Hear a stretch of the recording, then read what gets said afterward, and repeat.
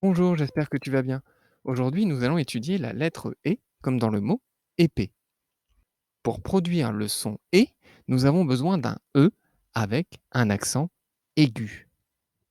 Voici pour le E avec l'accent aigu en script et voici pour le E avec l'accent aigu en cursif.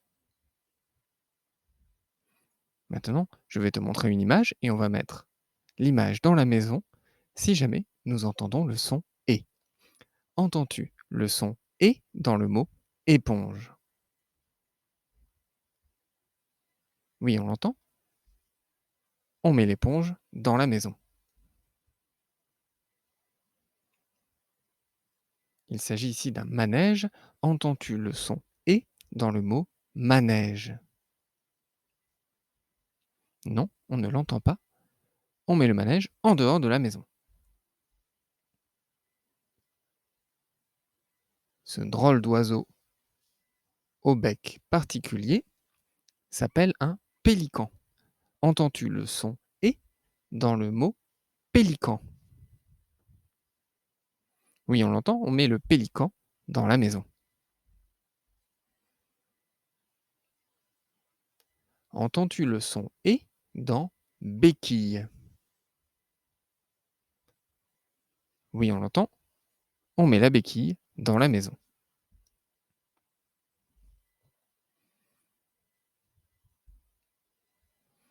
Entends-tu le son et dans infirmière? Non, on ne l'entend pas. On met l'image en dehors de la maison.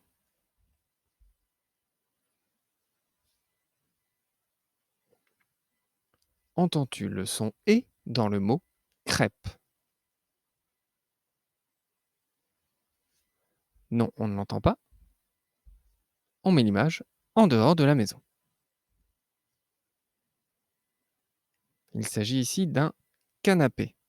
Entends-tu le son et dans canapé? Oui, tout à fait, on l'entend. On met le canapé dans la maison. Maintenant, voici une série de lettres. À toi de retrouver la lettre qui produit le son et. Souviens-toi, il s'agit du E avec un accent aigu.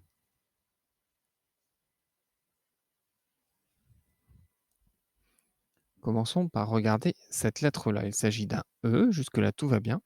Mais regarde, l'accent n'est pas un accent aigu, c'est un accent grave, donc elle ne produit pas le son et.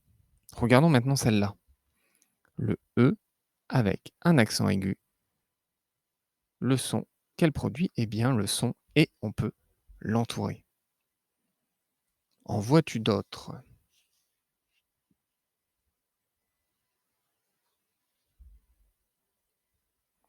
Ici également.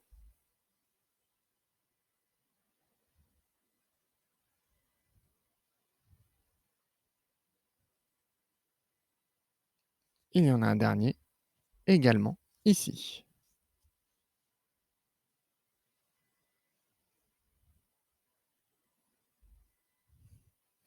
Maintenant, dans la maison du son et, j'aimerais que tu me trouves les mots qui terminent par le son et. Je te laisse chercher un instant. Tu peux mettre pause sur la vidéo pour prendre le temps de bien chercher les mots qui terminent par le son et.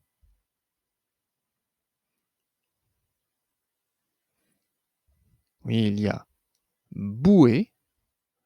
On voit également ici, dans l'écriture du mot bouée, le E avec l'accent aigu dont on a déjà parlé. Et tu as ici, en tout dernier, un autre E, mais c'est un E muet, un E qu'on ne prononce pas. Ensuite, il y a poupée. De la même manière, tu as le E avec l'accent aigu et un E muet. Il y a ensuite le D. Pas de E muet cette fois, on est bien E avec l'accent aigu comme la dernière lettre du mot. canapé. En vois-tu d'autres? Il y a le bébé ici, effectivement. Et il y en a un dernier, c'est la fée, avec cette fois encore un E muet pour terminer le mot.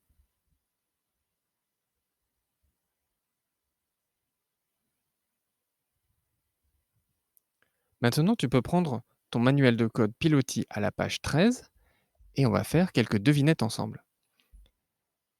Essaye de retrouver ce qui sert à effrayer les oiseaux.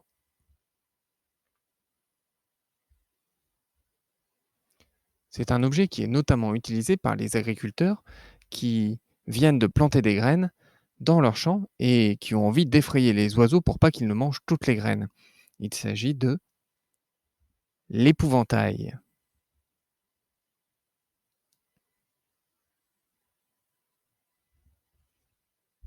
Maintenant, c'est un personnage magique que l'on retrouve dans certains contes.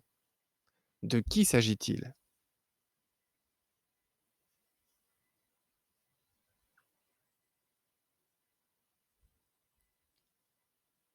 Il s'agit de la fée. J'espère que tu as apprécié cette vidéo. Je te souhaite une très bonne journée et je te dis à très bientôt.